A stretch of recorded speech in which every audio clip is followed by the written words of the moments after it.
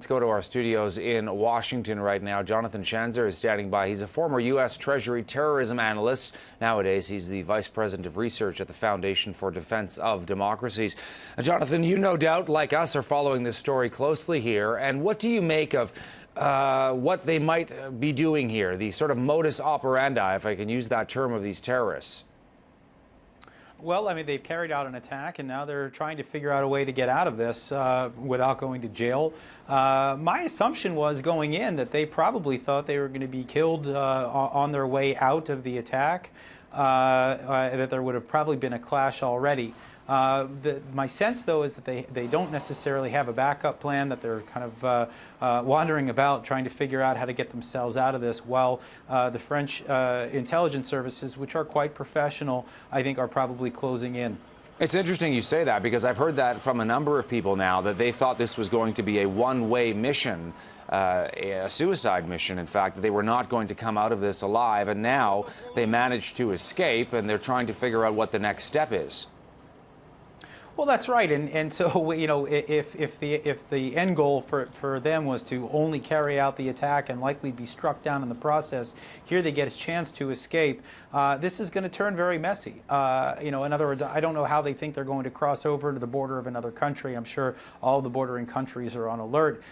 Certainly in northern France right now, there are many on alert there as well. And so I think it is probably only a matter of time before authorities are able to close in. But it could be rather dramatic when they get close enough. Perhaps another conflict will erupt. Given what French intelligence knew about Sharif Kouachi, at least, could this attack have been prevented?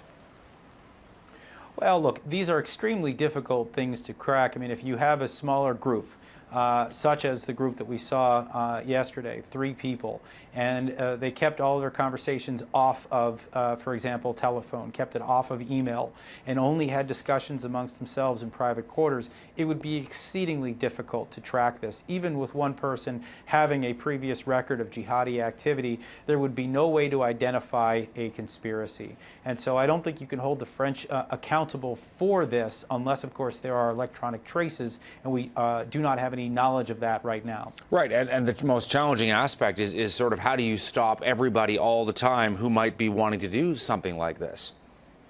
That's right, and you certainly can't just listen in on every conversation anywhere around Paris or anywhere else for that matter. Again, if this was just taking place as 3 people talking to one another, plotting this over the course of several weeks or several months, it would take quite a while. Now, if these people did get an opportunity to train abroad, and there are records of these guys, for example, going to Syria or Yemen, which are 2 countries that have been named thus far as potential nexus for this attack, well, then you would have at least an indication that they had traveled abroad, that they had the potential to train with jihadi organizations. But again, right now, we're dealing with really not a lot of information, trying to wait for French authorities who are working with the U.S. And other intelligence services to help us pull together a clearer picture. Just before we go, this was a maximum impact attack to generate headlines, scare people. It's certainly done that. Is this a turning point for France? I don't think it is. I mean, my sense is that, of course, the French public is up in arms. They're furious about what's happened. But if you look at the trend lines of what's been going on in France, the radical Islamic activity that's been taking place, the flight of French Jews to Israel for fear of heightened anti-Semitism, and the self-censorship on the part of many in the country, I'm not sure that this is going to reach a turning point where you begin to see a very emboldened public or even an emboldened government.